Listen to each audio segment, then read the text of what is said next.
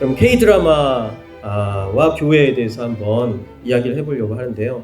K-드라마 속에서 위선의 아이콘이 된 이제 교회 그 모습을 조금 더 들여다볼게요. K-드라마의 흥행을 이끌고 있는 오징어 게임을 보면 교회와 그리스도인들은 위선의 그 부정적인 그런 클리셰로 사용되고 있습니다. 예를 들어서 이제 K-드라마 속에 이제 이 오징어 게임의 예를 든다면 거기에 나오는 지영이라는 캐릭터가 있는데요. 지영은 아버지가 목사예요. 그리고 그 아버지에게 성폭행을 당한 과거를 가진 캐릭터로 등장을 합니다. 목사 아버지한테요. 참가자 244번 남성이 있는데요. 이 사람은 이제 거기에 그 게임에 참여해서 평소 주기도문을 계속 사람들 앞에서 외우고 있고 그리고 그런 종교적 언어를 많이 사용합니다. 그런데 위기 상황이 닥치자 자신만 살기 위해서 다른 사람들을 죽여버리는 위선적인 태도를 보여요. 또한 여기 나오는 이제 수리남에서는요. 외국인 한인교회의 목사가 등장하는데요. 그 외국인 한인교회 목사가 마약 카르텔의 수장으로 들어갑니다. 그리고 더 글로리라는 이 학교 폭력을 다뤄가지고 아주 유명해진 이 드라마에서는요. 그 학교 폭력의 가해자인 이사라라는 캐릭터의 아버지가 서울에 있는 대형 교회의 목사의 딸로 등장하고요. 그리고 이사라는 이 목사의 딸인 이사라는 교회 지하에서 마약을 합니다. 그런 내용들이 나오고 이 제가 언급한 이 드라마들은 공전의 히트를 기록했어요. 엄청난 히트를 기록해서 이 대부분의 사람들이 오징어 게임, 수리남, 더 글로리를 모르면은 요즘 너는 어디 산에 들어가서 살고 있니? 이런 말이 나올 정도로 2024년 10월 개봉된 보통의 가족이라는 영화가 있습니다. 이 보통의 가족은 여기 보면은 부산국제영화제 공식으로 초청된 상영작이에요. 여기 보면은 교회와 개신교의 이미지를 부정적으로 그리고 있는데 이 영화에서 이 대학병원 소아과 교수인 아버지가 나오는데 이 장동건이 그걸 연기를 하는데요. 이 아버지는요. 그 대학병원 소아과 의사인 그 아버지의 아들, 그 아들이 노숙자를 잔인하게 살인을 합니다. 그런데 이제 사실 이 의사의 이 잔인하게 살인한 그 아이의 아버지인 이제 소아과 병원 의사의 형은 어떤 변호사로 나오는데 되게 돈밖에 모르는 이상한 아주 세속적인 변호사로 나오고 교회도 안 다니고 그리고 막 돈만 하는 변호사로 나와요.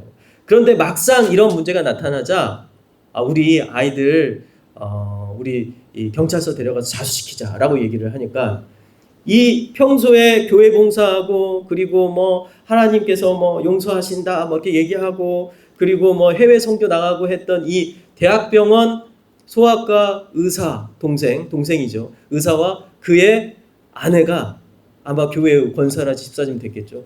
어떻게 해버리냐면 자기 형을 차로 밀어서 죽여버려요.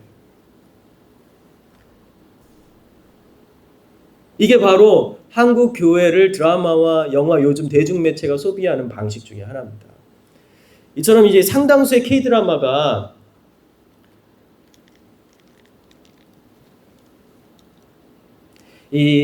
상당수의 K-드라마는 기독교라는 특정 종교를 편향적으로 평가하는 소비하는 어떤 경향성이 지금 짙어지고 있습니다. 그렇기 때문에 교회는 이러한 현상에 대해 공적으로 문제를 제기할 필요가 있다고 저는 생각해요. 하지만 더 중요한 사명은 선정적이고 흥행 위주의 소재로만 가득 찬 이 K-드라마와는 결이 다른 보다 깊이 있고 진정성 있는 드라마를 이 세상에 소개하는 일이 먼저 해야 할 일이라고 생각합니다. 이것을 위해 교회가 기독교인 제작자, 배우, 작가, 감독이 성장할 수 있도록 문화에 대한 관심을 기울이고 지원하는 역할이 매우 필요한데요.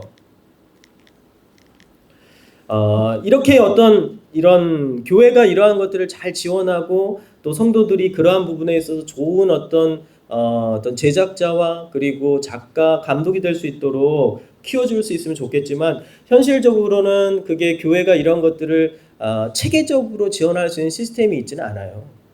오히려 이제 기독교인들이 각 개개인이 영화를 좋아하거나 드라마를 좋아하거나 어떤 서사를 좋아하는 사람들이 자기 스스로 이 분야에서 자기를 개발하고 나아가야 할 필요성이 더 느껴지는 거죠.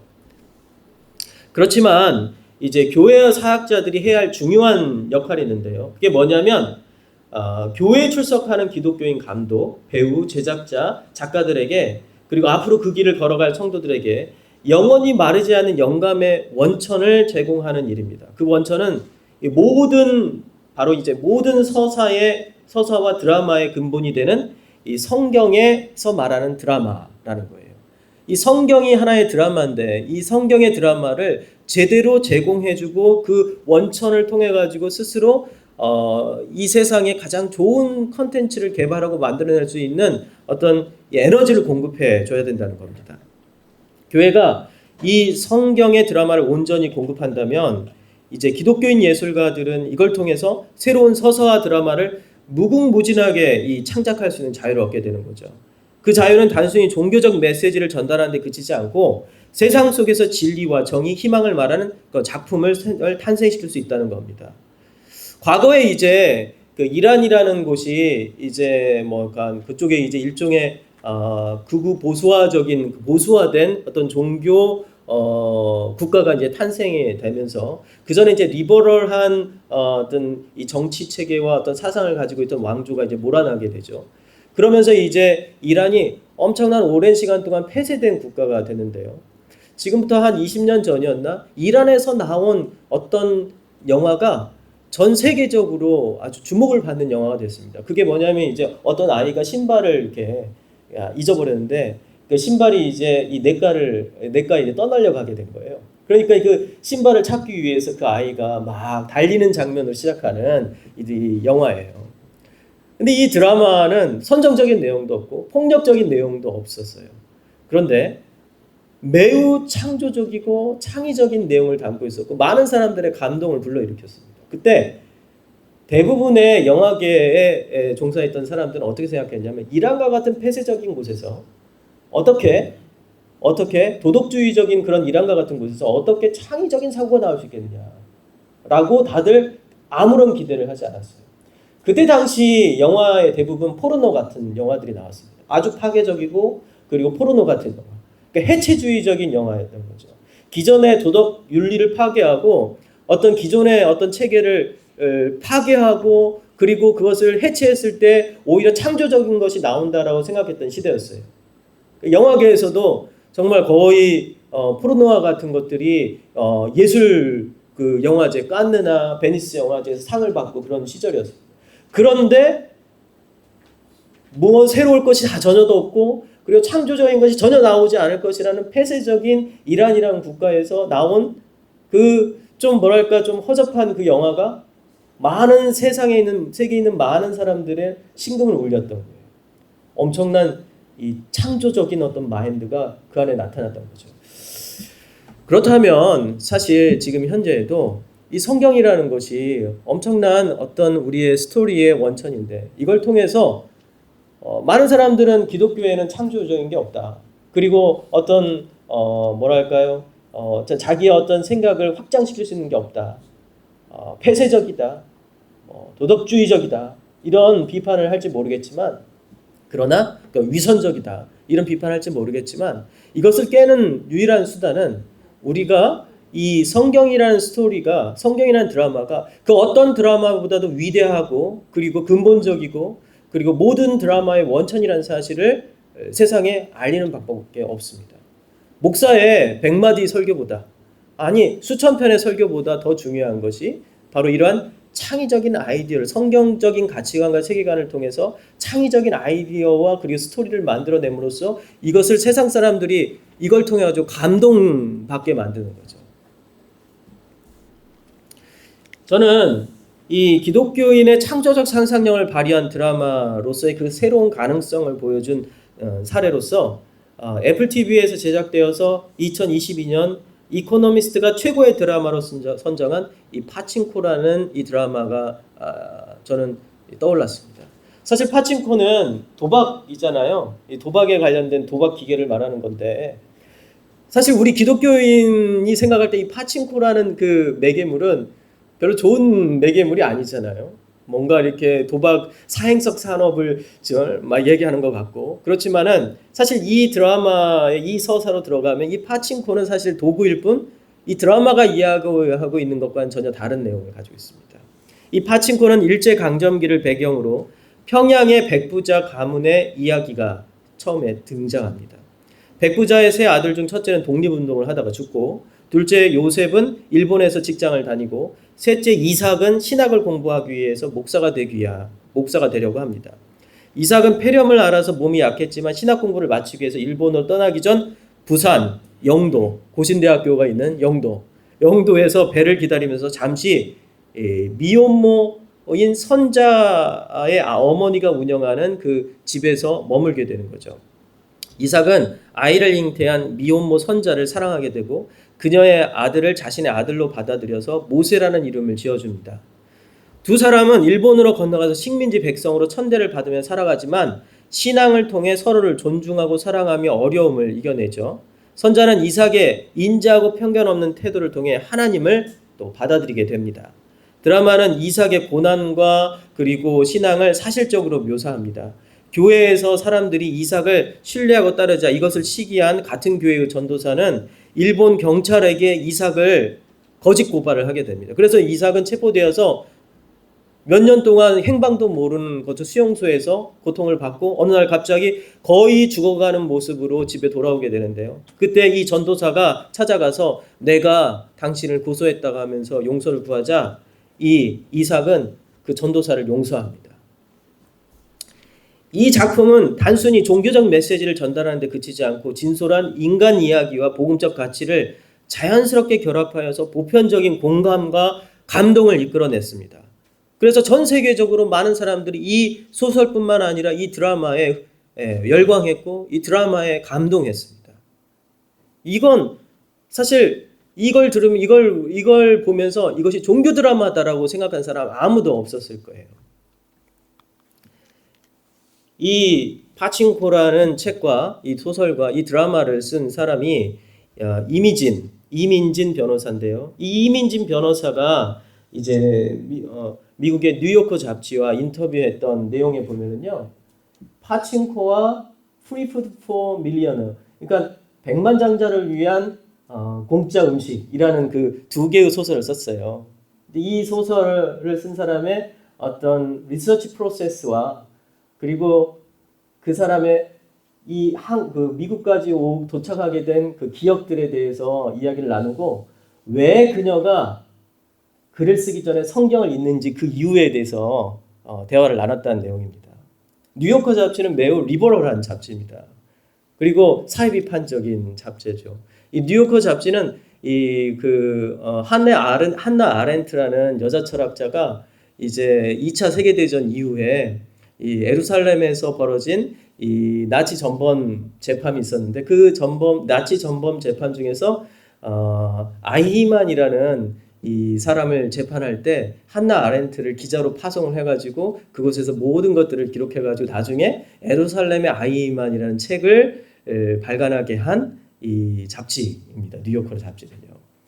그래서 여러분도 잘 아시는 악의 평범성이라는 단어가 바로 이 뉴요커로부터 시작했다고 볼 수가 있어요. 근데 이 잡지에 나와서 이제 이렇게 얘기합니다. 이민진 작가는요, 인터뷰에서 할아버지가 평양신학교를 나와서 나가사키와 히로시마에서 원자폭탄이 터진 후에 그곳에서 부모를 잃은 조선 아이들을 돌보는 고아원 사역을 시작했다는 거예요. 근데 이러한 신앙 가족의 영향으로 그녀는 매일 성경을 묵상하고 기도하면서 이 파친코를 집필하게 되었다라고 얘기합니다. 그녀의 소설은 그녀와 그 가족이 공유하는 기독교 신앙의 유산인 거죠. 3대에 걸친 한 가족의 신앙의 유산과 서사가 손녀인 이민진 작가와 같은 이 탁월한 스토리텔러에게 주어져서 이 소설로 쓰여지고 이 소설이 전 세계인들을 울리는 이 파친코라는 드라마로 재탄생된 겁니다. 사실 중요한 건 이 스토리텔러죠. 세상은 아직도 탁월한 스토리텔러를 찾고 있고 그리고 창조적인 스토리텔러를 찾고 있어요. 그런 스토리텔러가 있다면 언제든지 그것을 영화와 드라마로 만들겠다는 의지가 있는 거죠. 그러나 언제부터인가 우리 기독교 내부에서는, 교회 내부에서는 스토리텔러들이 사라지고 있어요. 우리 스토리텔러의 아주 대표적인 인물들을 보면은요, 어떤 사람들이 있나요? C.S. 루이스, 그리고 톨킨, G.K. 체스터턴 같은 어떤 그리고 도로시 세이어즈 같은 유명한 아주 정말 스토리텔러들이 있는데 이 스토리텔러들에 의해서 현대의 판타지 장르가 개척이 되고 그리고 현대의 이 스릴러 장르 그리고 현대의 미스테리 장르 그리고 추리 장르가 이들에 의해서 다 개척이 된 겁니다. 그런데 그들에 의해서 시작된 판타지 그리고 추리물 장르들이 지금은 기독교인에게 있어서 어느 누구에게도 환영받지 않는 그리고 그걸 손대는 사람도 별로 없는 그런 장르가 돼버렸어요.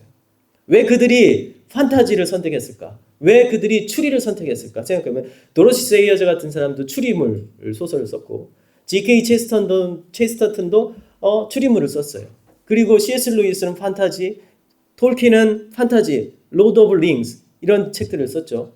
그런데 왜 그들이 그걸 선택했냐 이거예요. 그들이 선택한 이유는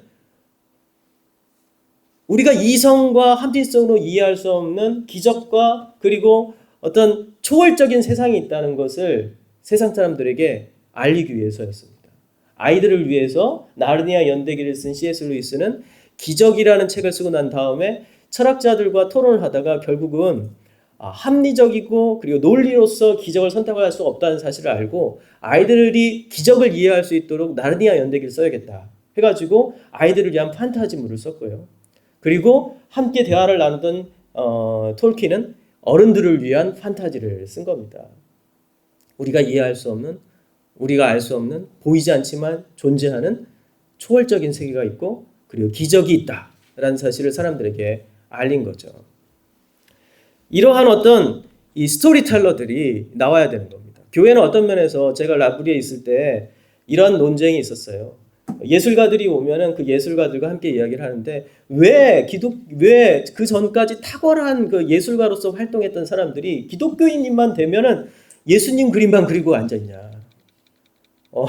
십자가만 그리고 있고 예수님 그림만 그것도 금발에 착 해가지고 알고 있잖아요. 여러분 잘 아는 그런 그림만 그리냐라는 거예요. 왜 한때 잘 나가던 소설가들이 왜 예수님만 믿으면 왜 기독교인만 되면 종교 소설을 쓰기 시작하냐라는 거예요. 사실 그건 개인의 어떤 신앙의 고백이고 그리고 어떤 면에서 자기가 너무 감격스러우니까 하나님 앞에서 감사함과 기쁨의 표시로 그것들을 표시하는 것일 수도 있습니다. 그러나 하나님께서는 분명히 창세기 1장에서 생육하고 번성하고 땅에 충만하라고 했죠. 그리고 땅을 정복하고 다스리라고 했습니다. 이것은 단순히 그냥 다스리고 정복하라는 의미가 아니라 이 세상에 있는 많은 영역들을 우리가 매니지먼트하고 그것을 경영하고 또 예술 분야에 있어서도 그것을 확장시키고 그리고 더 창의적이고 창조적인 사고를 가지고 살아라는 거 아니겠어요? 그런데 우리는 그게 오히려 기독교인이 되면 그것이 쪼그라들고 그것이 축소되는 경향성을 보고 있다는 현시점이 있습니다. 그러니까 제가 라브리에서 일을 할 때 거기는 칼빈주의에 입각해서 기독교를 변증하는 공동체였지만은 그곳에 찾아온 많은 이 개혁파 교회에서 성장했던 예술가들이 나는 더 이상 이 개혁파 교회에서 나의 예술가적 재능을 개발할 수가 없다는 사실을 많이 느끼고 한계를 느낀다. 그래서 나는 정교회로 떠나겠다.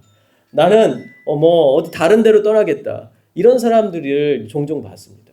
왜 우리가 복음의 진정성과 그리고 하나님의 초월성과 전능하심 그리고 하나님의 은혜 그리고 성경의 어떤 성경의 권위 이런 것들을 믿으면서 우리가 이런 어떤 창조적인 서사와 예술성을 개발할 수 없는 이유가 그리고 근거가 뭐냐 이거죠.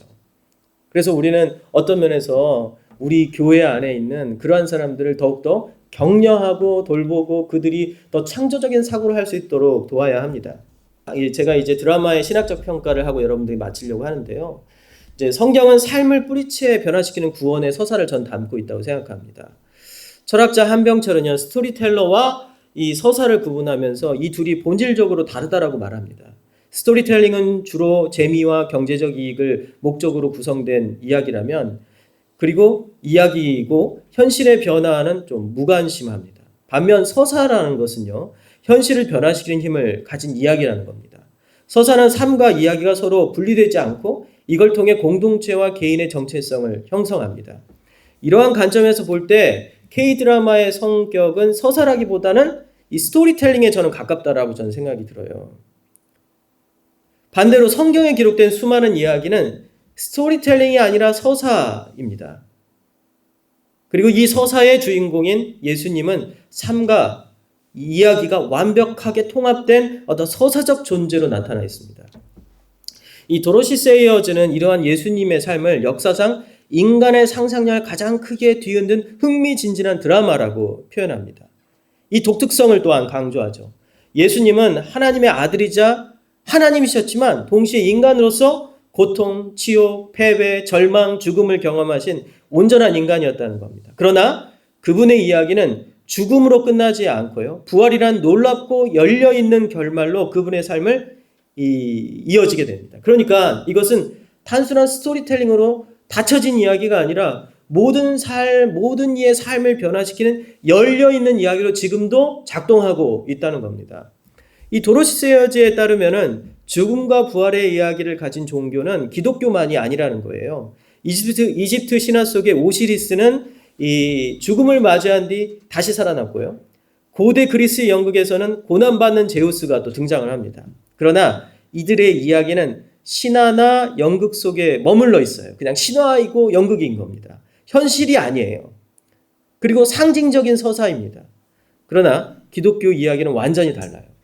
이것은 단순한 상징이 아니라 구체적인 시간과 장소 그리고 동시대의 인물들 속에서 전개된 실제 사건입니다. 성경은 예수님의 탄생을 이렇게 기록하죠. 헤롯 왕 때 예수께서 유대 베들레헴에 나심해. 마태복음 2장 1절입니다. 이것은 단순한 신화적 배경이 아닌 역사적 시 공간성 안에 펼쳐진 이 사건을 말합니다. 그리고 약 33년 후에 예수님은 역사 속의 실존 인물이었던 본디오 빌라도에 의해서 정치범으로 몰려가지고 십자가형에 처해지게 되죠. 빌라도라는 이름은 오늘날 누구나 아는 유명인을 언급한 것 같아서 이것은 예수님의 죽음과 처형이 단지 허구로 만들어진 상징이나 어떤 허구의 이야기가 아닌 명확한 역사적 사실이라는 것을 보여줍니다. 그렇다면 이 이야기가 의미하는 바가 무엇일까요? 이것은 곧 예수님의 이야기가 허구가 아닌 역사적인 사실이라는 점이에요. 성경의 드라마는 단순히 신화나 신들의 이야기를 모아놓은 책이 아닙니다. 오히려 성경은 창조주 하나님이 인간과 함께 강을 건너고 광야와 벌판을 또 걸으시고 대화를 나누시고 또 음식을 만들어서 주시고 또 인격적이고 구체적인 그런 존재로 기록되어 있습니다. 단순한 신념이 아니라 실제로 일어난 일이라는 거예요. 단순히 그냥 믿어 해가지고 믿어야 되는 게 아니라 실제 일어났고 실제 일어나고 있고 실제 경험하고 있고 역사 속에 있다는 겁니다. 성경은 우리를 예수님의 제자들처럼 그분과 함께 동행하는 삶으로 지금 초청하고 있죠. 2000년 전 제자들이 경험했던 그 삶의 연장선 위에서 예수님은 부활하셨고 지금도 인간의 모습으로 살아 계시죠. 우리가 그 초대에 응할 때 우리는 역사상 가장 드라마틱한 이야기인 예수님의 서사 속에 한 줄거리로 들어가 버리는 거예요. 그리고 기적을 경험하게 되고 그분이 만든 역사적 실제의 장 속에 우리가 들어갑니다. 마태복음은 이 약속을 이미 이루어진 어떤 사실로 기록을 합니다. 마태복음 27장 52절부터 53절을 여러분들 난해주라고 하는데요. 그러니까 난해한 해석인데요. 무덤들이 열리며 자던 성도의 몸이 많이 일어나되 예수의 부활 후에 그들이 무덤에서 나와 거룩한 성에 들어가 많은 사람에게 보이니라. 근데 이게 언제 일어났냐면 이 구절이 어디에 삽입되냐? 예수님이 죽는 바로 그 시점에 이 구절이 들어갑니다. 그래서 많은 학자들이 이것이 시제적으로 맞지 않기 때문에 이걸 제거해야 된다. 아니 이거 맞지 않다. 이런 어떤 비평적인 입장을 가진 사람들이 있어요. 그러나 이 사실은 뭐냐면 예수님의 부활과 부활 후에 그들이 무덤에서 나와 거룩한 성에 들어가 많은 사람에게 보이니라. 그러니까 예수님의 부활과 함께 부활한 존재들이 있다는 거잖아요. 근데 이 이야기를 예수님의 부활 후에 쓰는 게 아니라 예수님이 죽으신 바로 그 직후에 바로 이 본문을 삽입해서 넣은 거예요. 뭘까요? 미래에 있을 일이 지금 현재의 하나의 드라마로 경험하고 있다는 거예요. 뭐냐면 우리가 미래에 부활하여서 예수님과 함께 부활하여서 하나님 나라가 온전한 하나님 나라에서 살게 될 그 드라마를 사실은 그때 미래의 드라마가 아니라 지금 우리가 현재에서 지금 우리가 그 드라마를 경험할 수 있고 드라마를 살 수 있다는 겁니다. 단순한 상징이 아니라는 거예요. 단순한 우리의 미래의 기대가 아니라는 하나님 나라라는 것은요.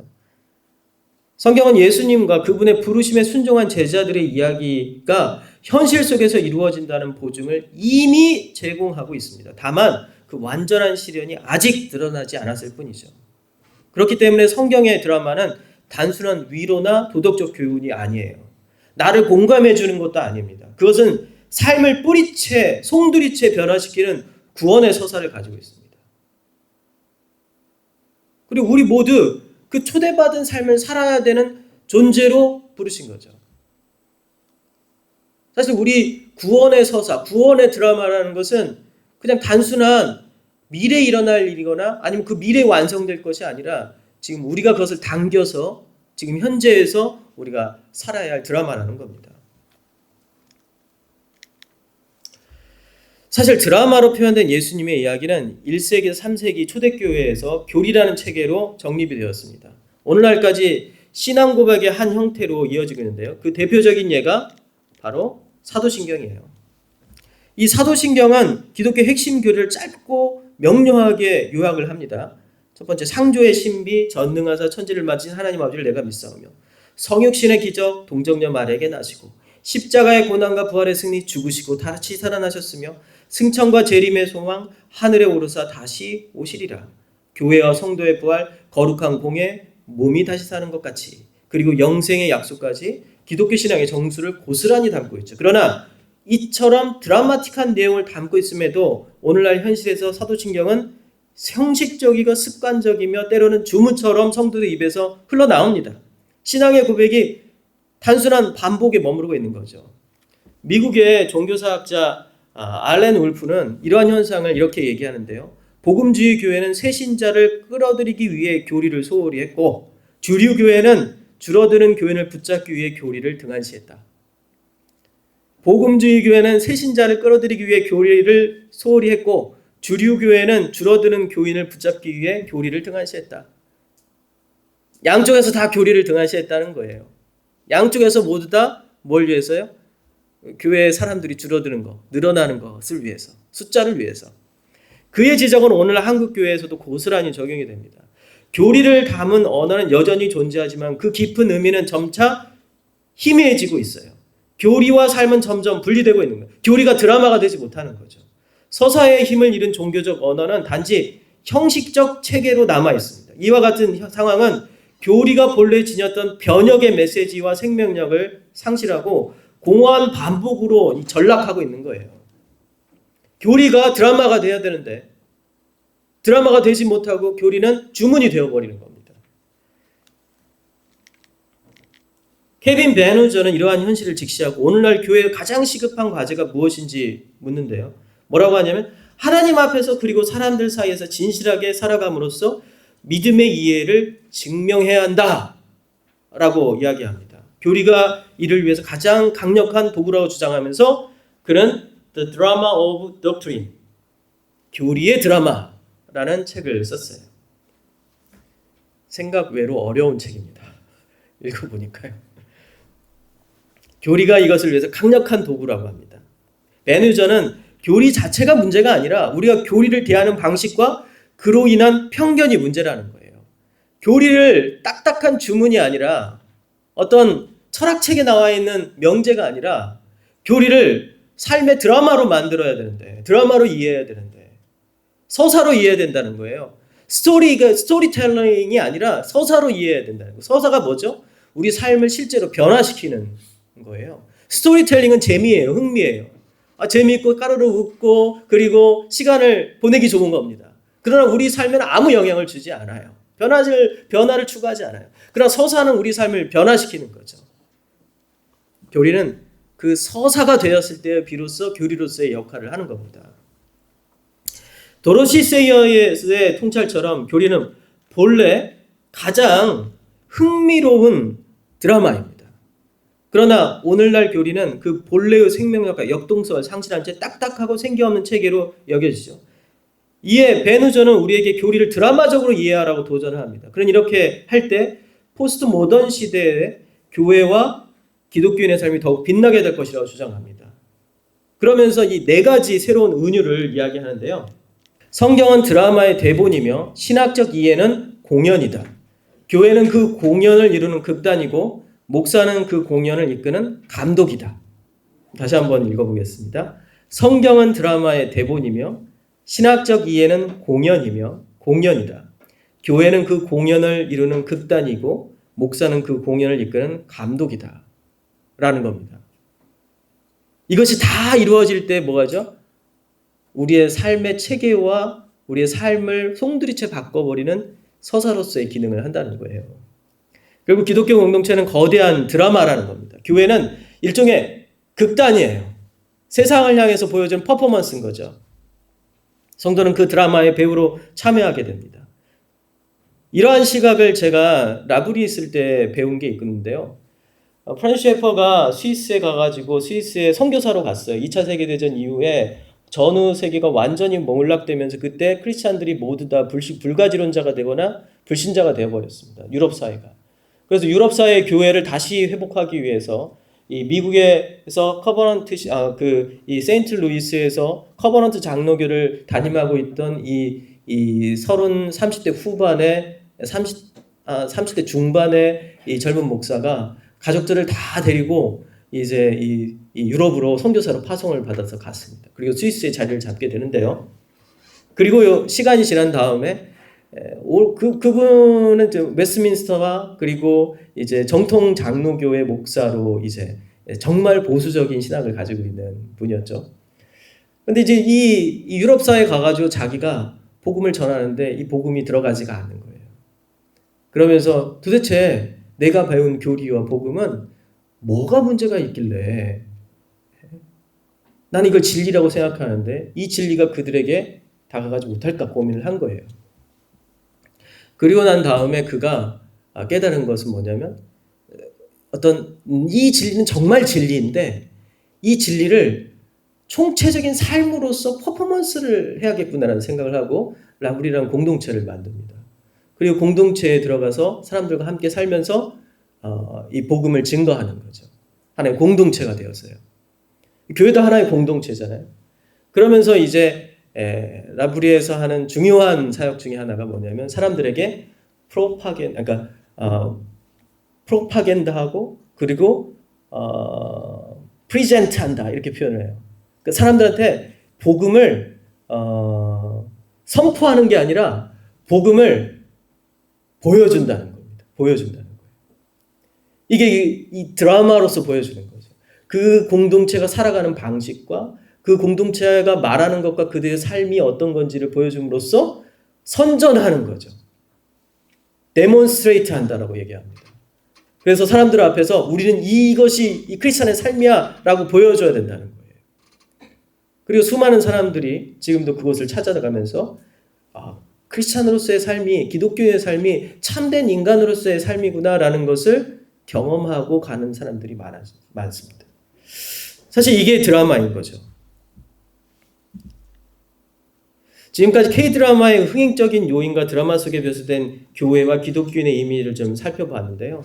사실 이 퍼포먼스 한다는 이미지는 사실 이 지금보다 오래전에 이 로마서를 보면 우리가 알 수가 있어요.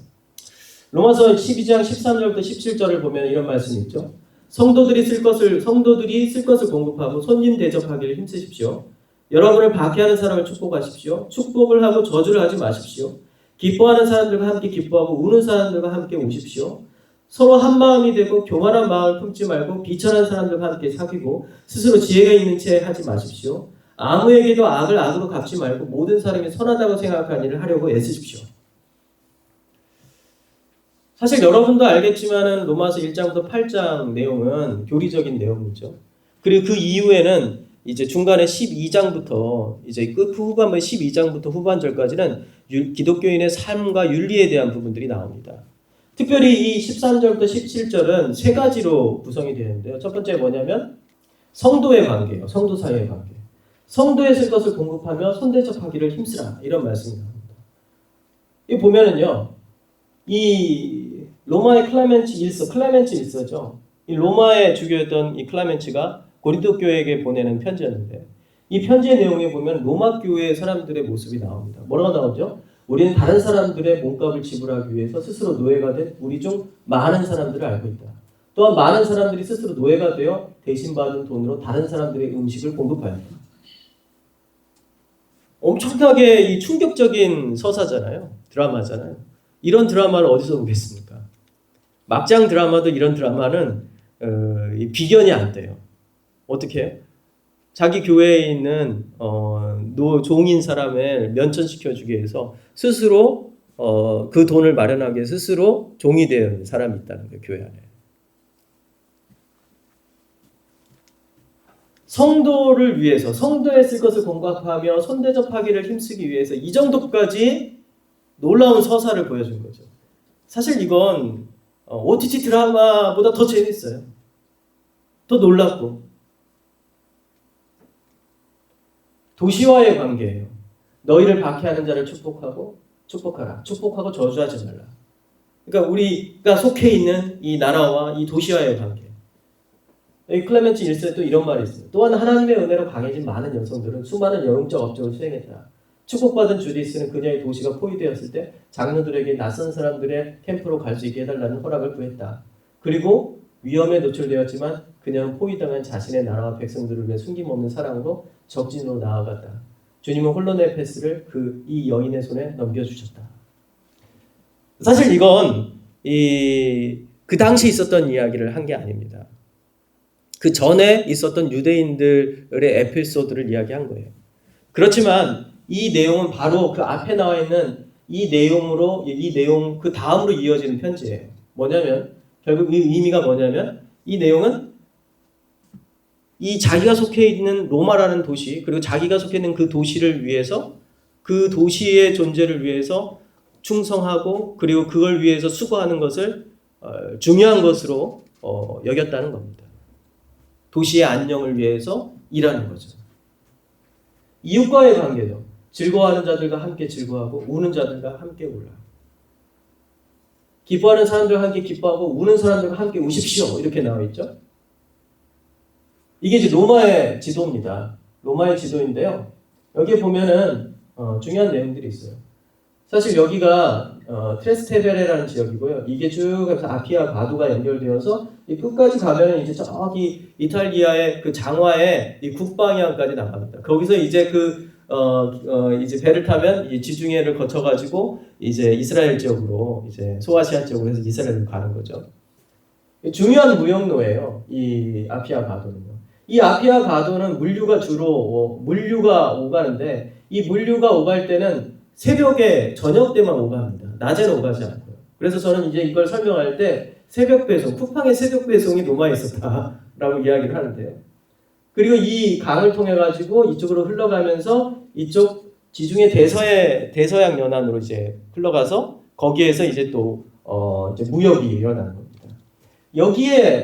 여기가 바로 이제 부두인데요. 이 지역에서 크리스찬들이 많이 일을 했고 이 아피아 가도를 중심으로 해서 이쪽에 크리스찬들이 많이 있었습니다.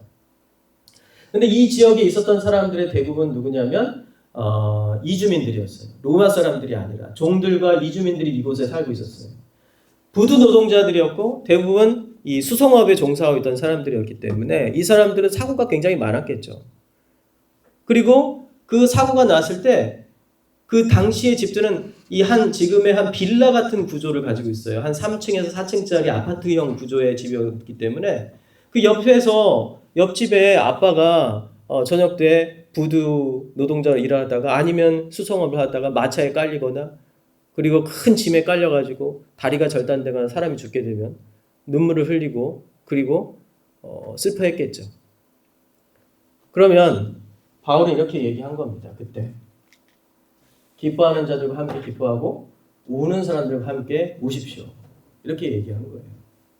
실제로 그들의 삶 주변에는 슬픔과 비탄과 울음이 함께 있었던 거예요. 그게 크리스찬들뿐 아니라 넌 크리스찬이라 할지라도. 그래서 이웃과의 관계인 거예요.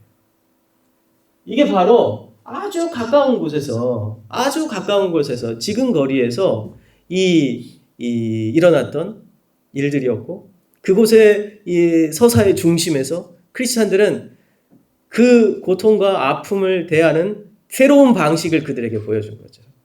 새로운 드라마를 옆에서 퍼포먼스를 한 겁니다. 그래서 우리가 OTT를 이기는 방법, 텔레비전 드라마를 이기는 방법은요, 그들의 서사와는 완전히 다른 성경이 말하는 새로운 서사를 사람들한테 퍼포먼스 하는 거예요. 교회가 그걸 퍼포먼스 해야 되고, 각각 개개인의 성도들이 자신의 직장과 자신이 있는 학교와 자신이 만나고 있는 사람들에서 그걸 퍼포먼스 해야 되고요. 그리고 더 나아가서 그러한 사람들이 그러한 새로운 스토리를 가지고 있는 이민진 작가의 가족이 가지고 있는 그러한 서사를 그 누군가는 글로 쓰고 소설로 만들고, 그리고 그 소설을 드라마화 시키는 거죠. 그런데 대부분의 사람들은 그게 경쟁력이 없을 거라고 생각하지만 실제로는 그게 엄청난 경쟁력이 있다는 사실이에요. 그것을 지금 이민진 작가의 그런 파친코 소설이나 드라마 이런 것들이 현대에도 가능성을 보여주고 있는 겁니다. 단지 우리가 그것을 등한시하고 그것을 멀리하고 있고 그것을 잘하지 않고 있기 때문에 그런 거고, 어떤 면에서 교회는 우리의 성도들을 너무 안전한 우리 안에 가두어서 그냥 적절한 음식을 주면서 키우고 있는데, 실제로는 그게 우리 교회의 이미지를 더 나쁘게 만들고 있는 거죠. 드라마에서 소비되고 있는 기독교의 이미지는 어떻습니까? 위선적이고 폭력적이고 거짓말쟁이고 그리고 조롱받고 있죠. 그리고 그것을 세상에 있는 많은 사람들이 그 드라마를 보면서 한국의 기독교는 이런 거야? 한국의 목사는 이런 거야? 이런 식으로 편향된 사고를 겪게 되는 겁니다. 마지막으로 이것만 말씀드리고 끝날게요. 사실 이렇게 살아갔던 초대교회 사람들은 교회가 성장하지 않았냐? 아니에요. 성장을 많이 했어요. 이 키프리아누스가 쓴 이 교회라는 유명한 책이 있죠. 그 책의 내용에 보면 이런 내용이 있습니다. 키프리안의 가장 중요한 저작 중에 하나는 카톨릭 교회의 일치, 교회의 일치라는 책이에요. 당시 북아프리카 교회의 상황이 아주 잘 묘사되어 있는데요. 당시 북아프리카 교회는 주교회의에 참석하는 수만 252년에는 42명, 256년, 그러니까 4년 지나서 1차에 71명, 그러니까 한 번에 다 모일 수가 없어서 1차와 2차로 나누는데 1차에 72명, 2차에 87명 정도로 교회가 급속도로 성장했다는 거예요.